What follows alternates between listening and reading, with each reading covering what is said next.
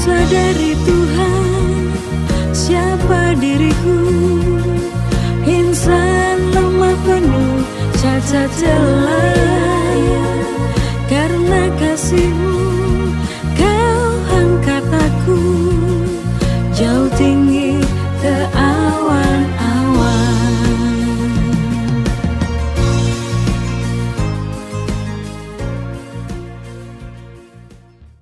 Shalom, saudaraku yang dikasihi Tuhan Yesus Kristus.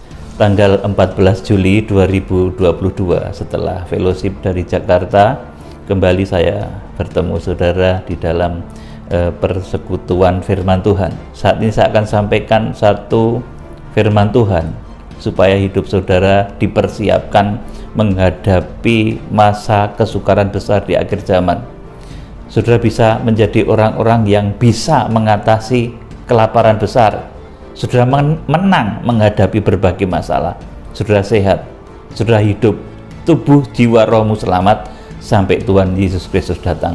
Saudara, tema dari firman Tuhan saat ini adalah jangan memelihara kefasikan di dalam hati. Nah, saudaraku, satu hal di mana Tuhan akan tampil sebagai imam besar di akhir zaman. Ini Tuhan yang tampil sebagai imam besar dan langsung memimpin kegerakan kitab Wahyu. Jadi nanti akan terjadi kegerakan besar dengan mujizat-mujizat besar. Nah, untuk terjadinya hal sedemikian, Tuhan menghendaki kita semua, saudara, menyucikan hati dan pikiranmu. Seperti lagu saya yang saya bikin kemarin, sucikan hati dan pikiranmu. Itu mempersiapkan jemaat, untuk jemaat itu betul-betul menguji diri, menyucikan hati dan pikiran kita dari anasir-anasir buruk, dari hal-hal yang bersifat dosa, yang rendah, yang kotor, supaya saudara layak menyambut kedatangan Tuhan, supaya saudara layak ketika Tuhan Yesus menyatakan diri sebagai imam besar yang memimpin langsung kegerakan kitab Wahyu ini. Saudaraku yang dikasihi Tuhan, saya beritahu saudara bahwa dosa yang membuat seseorang itu sulit diberkati. Perhatikan baik-baik. Dosa yang membuat seseorang itu sulit diberkati. Kemana-mana ketemu sial kalau bahasa Jawanya. Lari ke utara ketemu sial, ke selatan ketemu sial, ke barat ketemu sial, ke timur ketemu sial. Itu kalau seseorang itu, saudaraku, itu dilanda dengan hati yang fasik, dan kemudian dari fasik itu timbullah fitnah. Saudaraku, jadi dosa yang membuat seseorang itu sulit diberkati, terhimpit kesulitan hidup, terhimpit ekonomi, saudaraku, bahkan terhimpit dalam hal kondisi kesehatan dan lain sebagainya. Ini adalah karena adanya kefasikan di dalam batin manusia dan fitnah dari sikap fasik. Saudaraku, ini kemudian akan muncul fitnah. Saudaraku, fasik itu apa tuh, saudaraku? Fasik itu adalah orang yang bersalah atau orang yang berdosa tapi tidak pernah mengakui kalau dia salah. Dia itu benar terus gitu, saudaraku. Ini orang fasik. Jadi orang fasik itu, saudaraku, itu adalah orang yang sebenarnya itu bersalah atau berdosa tetapi tidak mau mengakui dosanya. Nah, di akhir zaman, orang yang layak mengikuti kegerakannya imam besar agung Tuhan Yesus Kristus ini adalah orang yang menyucikan hati dan pikiran dari sifat-sifat fasik. Kalau bersalah, berdosa, yang mengaku di hadapan Tuhan, Tuhan, aku manusia penuh cacat celah, aku hina, penuh cacat celah, tapi karena salib-Mu Engkau angkat aku, karena salib-Mu, karena pengorbananku, pengorbanan Tuhan Yesus, maka Tuhan selamatkan kita. Kita dilayakkan untuk menerima anugerah-anugerah di dalam kegerakan hujan akhir ini. Saudaraku, jadi fasik itu adalah orang yang bersalah atau berdosa tetapi tidak mengakui kalau dia itu salah. Saudara, itu fasik. Dan kalau itu berlanjut terus menjadi bebal. menjadi orang bebal. Saudaraku, orang fasik itu tidak sekedar melanda kepada orang-orang yang berpendidikan rendah, tetapi ada orang yang berpendidikan tinggi tapi fasik itu ada juga, saudaraku. Jadi ini tidak mengenal kasta pendidikan. Saudaraku, orang yang tidak mau rendah hati, mengakui kesalahan, mengakui kebodohan, mengakui dosa, itu adalah orang yang fasik, meskipun dia, saudaraku, lulusan SD atau bahkan mungkin dia sarjana S3. Saudaraku, kalau orang itu tidak mau mengakui kesalahannya, kalau dia bersalah ya mengaku salah. Saudara, kalau dia keliru ya ngaku keliru. Saudaraku, itu orang hebat, orang yang layak masuk dalam kegerakan akhir zaman. Saudaraku, jadi yang membuat orang itu sulit diberkati, terhimpit kesulitan hidup, ini adalah kefasikan yang akhirnya menimbulkan fitnah. Orang itu kalau fasik, merasa selalu benar, saudaraku, akhirnya memiliki hobi suka memfitnah, timbul kasak kusuk dan lain sebagainya. Saudaraku, dari sifat ini, saudaraku, dari sifat fasik ini kemudian akan menjadikan mata hati seseorang itu tumpul. Jadi perasaannya itu tumpul, tidak tajam lagi, tidak bisa menganalisa segala sesuatu itu dengan jernih. Perhitungannya jadi meleset, ngawur, saudaraku. Jadi dari sifat fasik ini kemudian akan menjadikan mata hati orang yang fasik itu tumpul, intuisinya itu tumpul, dan banyak melakukan kesalahan dalam penilaian kepada orang lain. Saudaraku, dari mata hati yang tumpul itu kemudian akan menjadikan seseorang itu gelap mata dan kemudian mudah memfitnah. Ini urut-urutannya, saudaraku.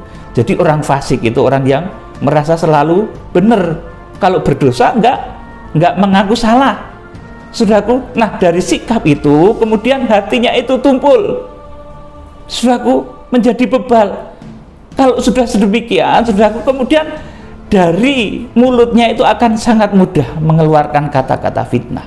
Kita akan baca Mazmur pasal 109 ayat 1 sampai 31 ya. Ini kita akan pelajari Mazmur 109 ayat 1 mulai. Untuk pemimpin biduan, Mazmur Daud. Ya Allah, pujianku, janganlah berdiam diri. Sebab mulut orang fasik dan mulut penipu ternganga terhadap aku. Mereka berbicara terhadap aku dengan lidah dusta. Dengan kata-kata kebencian mereka menyerang aku dan memerangi aku tanpa alasan. Ayat 4. Sebagai balasan terhadap kasihku, mereka menuduh iya, aku. Sebagai balasan terhadap perbuatan kasihku mereka menuduh aku. Raja Daud katakan seperti itu. Sedang aku mendoakan mereka. Ayo lanjutkan. Mereka membalas kejahatan kepadaku ganti kebaikan, dan kebencian ganti kasihku. Amin. Jadi Raja Daud itu sudah banyak berbuat baik, tetapi saudaraku, ada saja orang itu yang memfitnah Raja Daud. Saudaraku, dikatakan di sini mereka membalas kejahatan kepadaku ganti kebaikan. Saudaraku, apa yang dilakukan Raja Daud itu nggak pernah dihitung di mata orang fasik itu, saudaraku. Kebencian ganti kasihku. Raja Daud yang begitu mengasihi rakyatnya, mengasihi orang-orang di sekitarnya itu, saudaraku, diganti dengan kebencian kebaikan yang sudah diberikannya itu, saudaraku. Kemudian ayat yang ke-6. Angkatlah seorang fasik atas dia, dan biarlah seorang pendakwa berdiri di sebelah kanannya. Ayat 7. Apabila dihakimi, biarlah ia keluar sebagai orang bersalah, dan biarlah doanya menjadi dosa. Iya, amin. Doa orang fasik, doa orang yang mau tidak bertobat, saudaraku, kalau salah ditegur tidak mau, itu doanya menjadi dosa. Ini ada ayatnya, saudaraku. Mazmur 109 ayat 7. Apabila ia dihakimi, biarlah ia keluar sebagai orang bersalah, dan biarlah doanya menjadi dosa. Ini orang itu kalau fasik hatinya, kotor hatinya, itu doanya malah jadi dosa, saudaraku. Nah, saudara perhatikan baik-baik. Kalau saudara ingin mengikuti kegerakan kitab Wahyu, sucikan hati dan pikiranmu dari pikiran-pikiran kotor, dari hati-hati yang jahat. Saudaraku, kita akan lanjut ayat yang ke-8. Biarlah umurnya berkurang, biarlah jabatannya diambil orang lain. Terus ayat 9. Biarlah anak-anaknya menjadi yatim, dan terus istrinya menjadi janda. Aduh, ini saudaraku, terus lanjutkan. Biarlah anak-anaknya mengembara tidak keruan dan mengemis, dan dihalau dari reruntuhan rumahnya. Ayat 11. Biarlah penagih utang menyita segala kepunyaannya. Biarlah penagih utang menyita segala kepunyaannya, dan orang-orang lain menjarah hasil jerih payahnya. Saudara, kalau saudara ingin lepas dari para penagih utang, saudaraku, saudara jangan memiliki sifat fasik. Saudara jangan memiliki sifat suka kasak kusuk, memfitnah orang. Itu membuat saudara nanti akan dikejar-kejar penagih utang. Ini secara alam malaikat bekerjanya itu seperti itu. Saudara, kalau di dalam otak saudara, dalam hati saudara itu adanya itu kasak kusuk, saudaraku, pikiran saudara itu kotor, dikatakan di sini, saudaraku, diulangi lagi ayat yang terakhir tadi.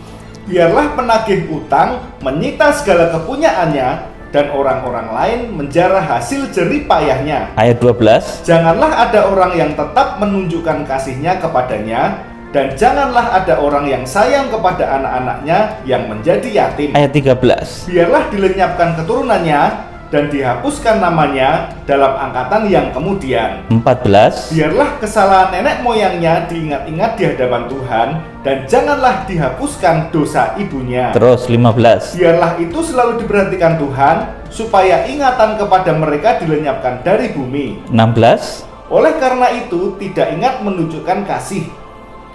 Saya ulangi ayat 16. Oleh karena ia tidak ingat menunjukkan kasih, tetapi mengajar orang sengsara, dan miskin, terus, dan orang yang hancur hati sampai mereka mati. 17. Ia cinta kepada kutuk. Jadi orang fasik itu cinta kalau mengutuk itu. Terus, biarlah itu datang kepadanya. Terus, ia tidak suka kepada berkat, biarlah itu menjauh daripadanya. Jadi orang fasik itu karena pikirannya itu kotor, saudaraku, akhirnya dia itu suka, saudaraku, ia cinta kepada kutuk. Kesukanya itu mengutuk, saudaraku.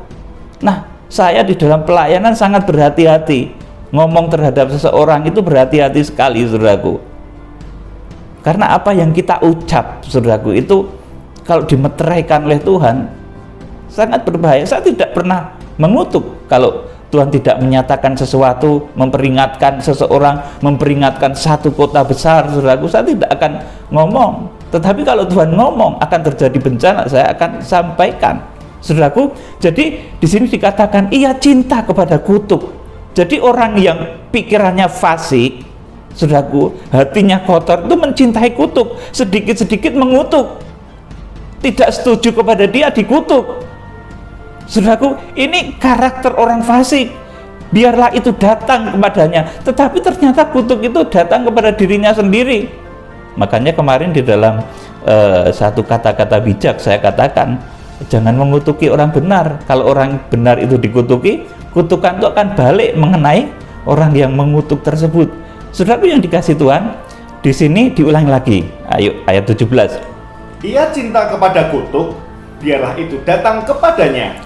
Ia tidak suka kepada berkat, biarlah itu menjauh daripadanya. Ayat 18. Ia memakai kutuk sebagai bajunya, biarlah itu merembes seperti air ke dalam dirinya, dan seperti minyak ke dalam tulang-tulangnya. Terus, biarlah itu baginya seperti pakaian yang dikenakannya, sebagai ikat pinggang yang senantiasa dipakainya. Terus 20. Biarlah semuanya itu dari pihak Tuhan menjadi upah orang yang mendakwa aku. Terus. Dan upah orang-orang yang berkata-kata jahat terhadap aku. 21. Tetapi engkau ya Allah, Tuhanku, bertindaklah kepadaku oleh karena namamu. Lepaskanlah aku sebab kasih setiamu yang baik. Terus. Sebab sengsara dan miskin aku. Sengsara dan miskin aku, dan hatiku terluka dalam diriku. Amin. Cukup sampai di sini.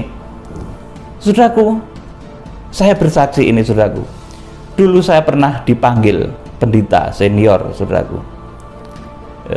Jauh ini lebih senior dari saya, umurnya lebih tua. Saya dipanggil masuk.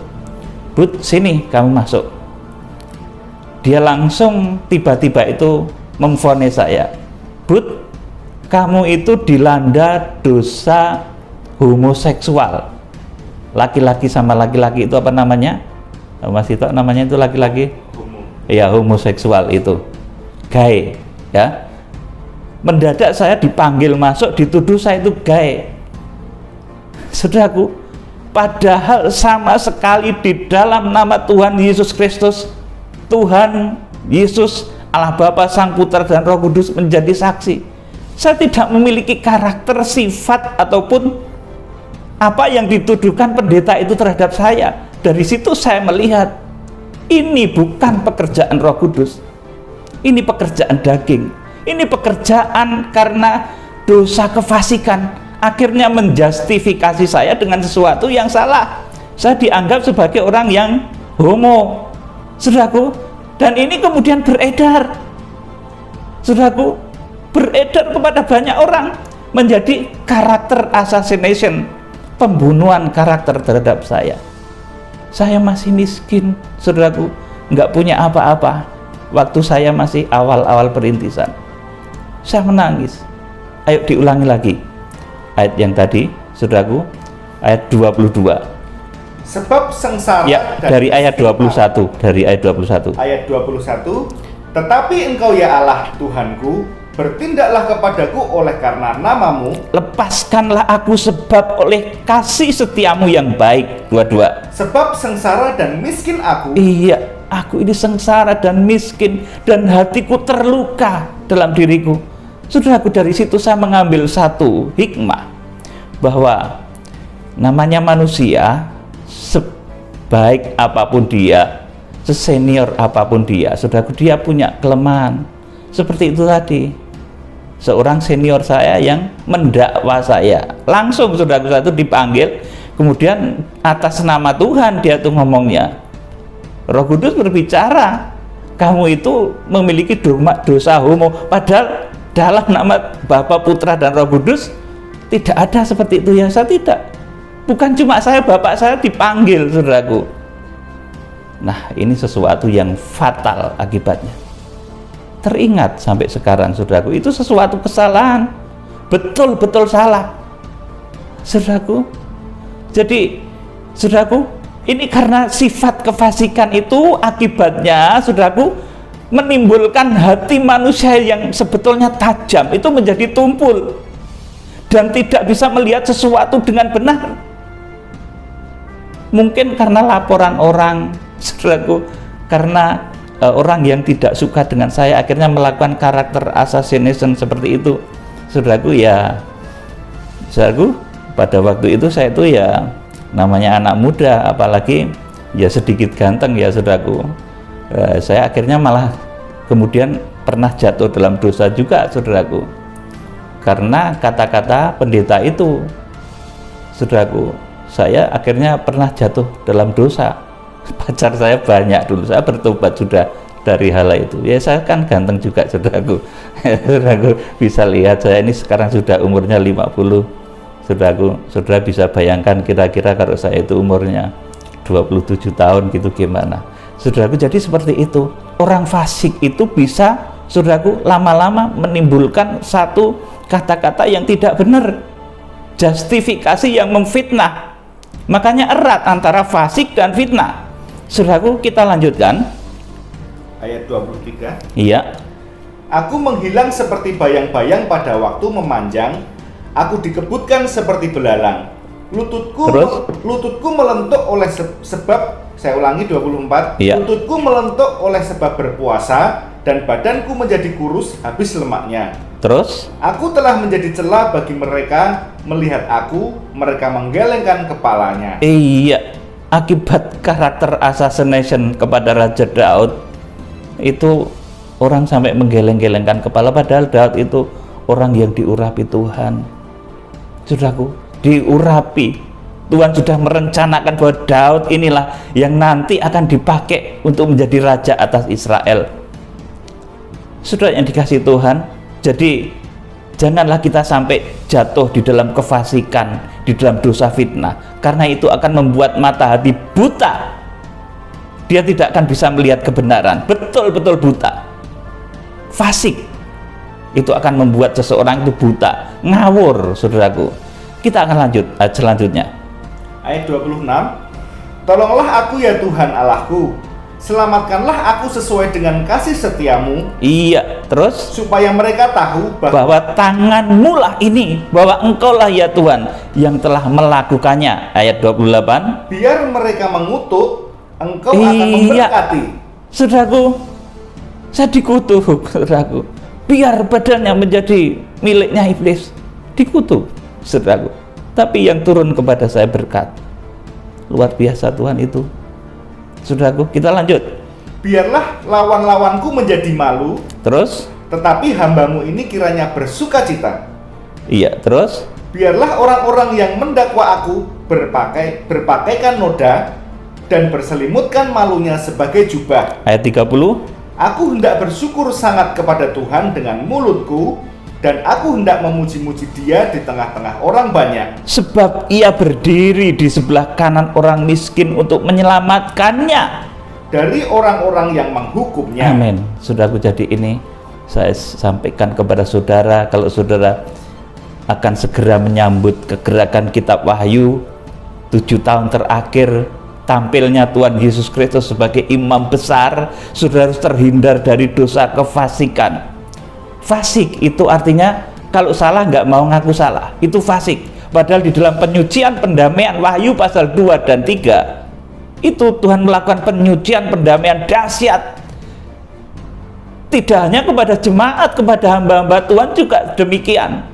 Tuhan melakukan penyucian pendamaian yang cukup dahsyat. Saudaraku, karena Tuhan akan tampil memimpin sendiri kegerakan kitab Wahyu. Nanti mujizat Musa itu akan turun. 21 tulah akhir zaman itu akan turun. Sebelum itu diberikan kepada kita, amanat itu diberikan kepada kita, kita harus mempersiapkan diri kita. Persiapkan dirimu, sucikan hati dan pikiranmu. Saudaraku, dia tampil sebagai imam besar. Saudara nggak bisa macam-macam, baik saudara jemaat, pelayan Tuhan atau siapapun. Ketika Tuhan Yesus tampil sebagai imam besar, jangan lagi memiliki kefasikan. Kalau dosa itu ngaku saja, sudah, memang aku banyak dosa, aku bertobat Tuhan, sudah akan diberkati dan akan disucikan, didamaikan oleh Tuhan Yesus. Saudaraku, jadi kita harus menyucikan hati dan pikiran supaya kita jauh dari sifat fasik. Nah, penyebab dari kefasikan itu ternyata adalah keinginan daging, saudaraku. Itu penyebab kefasikan yang membuat mata hati seseorang itu buta, ngawur. Seperti tadi, menjustifikasi saya homo itu ngawur, saudaraku. Meskipun dia senior tapi ngawur. Saudaraku, kita akan baca Galatia 5, 19-20. Ayat 19. Perbuatan daging telah nyata, yaitu percabulan, kecemaran, hawa nafsu. 20. penyembahan berhala, sihir, perseteruan, perselisihan, iri hati, amarah, kepentingan diri sendiri, percideraan, roh pemecah, Terus kedengkian, kemabuan, pesta pora, dan sebagainya. terhadap semuanya itu kuperingatkan kamu seperti yang telah kubuat dahulu, bahwa barang siapa melakukan hal-hal yang demikian, ia tidak akan mendapat bagian dalam kerajaan Allah. Nah, ini kalau dulu tidak mendapatkan bagian dalam kerajaan Allah, orang-orang yang memiliki nafsu kedagingan, ini menimbulkan fasik. Saudaraku, kalau seseorang itu menuruti keinginan daging ini, kemudian nanti dia akan menjadi orang fasik. Ditegur kalau salah itu nggak mau. Saudaraku, taunya dia itu benar terus gitu, saudaraku. Padahal namanya manusia itu ada khilaf, ada salah. Saudaraku, jangankan yang menegur itu orang besar. Anak saya itu kalau mengingatkan saya, Pak, Bapak tadi lupa ini. Oh ya, maaf, saya mohon maaf sama anak saya, anak kecil. Saudaraku, saudaraku yang dikasihi Tuhan, ayat yang kemudian solusinya, kalau saudara ingin lepas dari dosa kefasikan, maka saudara harus mengikuti keinginan roh, supaya feelingmu, intuisimu itu tajam, tidak ngawur. Saudaraku, Galatia 5, 22 dan 23. Tetapi buah roh ialah kasih, sukacita, damai sejahtera, kesabaran, kemurahan, kebaikan, kesetiaan, kelemah lembutan, penguasaan diri. Tidak ada hukum yang menentang hal-hal itu. Amin. Ya. Jadi saudaraku, pada saat ini saya sampaikan kepada saudara, kalau saudara di dalam waktu yang tidak akan lama lagi kita akan masuk dalam kegerakan Kitab Wahyu dalam penggenapan 7 tahun terakhir, saudaraku, di mana di sana Tuhan Yesus tampil sebagai imam besar. Saudaraku, kalau Tuhan Yesus tampil sebagai imam besar, maka kita harus menyucikan diri. Saudaraku, sucikan hati dan pikiran kita dari pikiran-pikiran fasik, dari hati-hati yang kotor, dari rasa-rasa, saudaraku, perasaan-perasaan yang buruk. Sucikan dari hal-hal itu. Kalau pikiran saudara itu kotor, menjustifikasi orang, saudaraku, saudara tidak akan bisa bergerak. Saudara akan emosi sendiri dan keputusanmu menjadi salah. Mata batinmu menjadi tidak tajam, analisamu menjadi meleset. Saudara, oleh karena itu saudara harus memiliki buah roh, yaitu kasih, sukacita, damai sejahtera, kesabaran, kemurahan, kebaikan, kesetiaan, kelemah lembutan, penguasaan diri. Tidak ada hukum yang menentang hal-hal itu. Saudara, kita akan segera sambut kegerakan Kitab Wahyu. Sucikan dirimu, jangan menjadi orang yang fasik. Orang fasik itu kalau berdosa itu enggak ngerasa dosa, saudaraku. Jadi dia berlaku sombong, menjadi sombong rohani dan lain sebagainya. Itu orang fasik. Sesudah fasik nanti kemudian intuisinya itu menjadi tumpul, perasaannya itu tumpul. Kalau menilai sesuatu menjadi keliru, seperti yang pernah saya alami dan saya saksikan tadi. Kiranya Tuhan memberkati saudara dengan hikmat kuasa Tuhan yang luar biasa. Tuhan Yesus Kristus, pemimpin besar kegerakan Kitab Wahyu, memberkati saudara. Haleluya. Amin.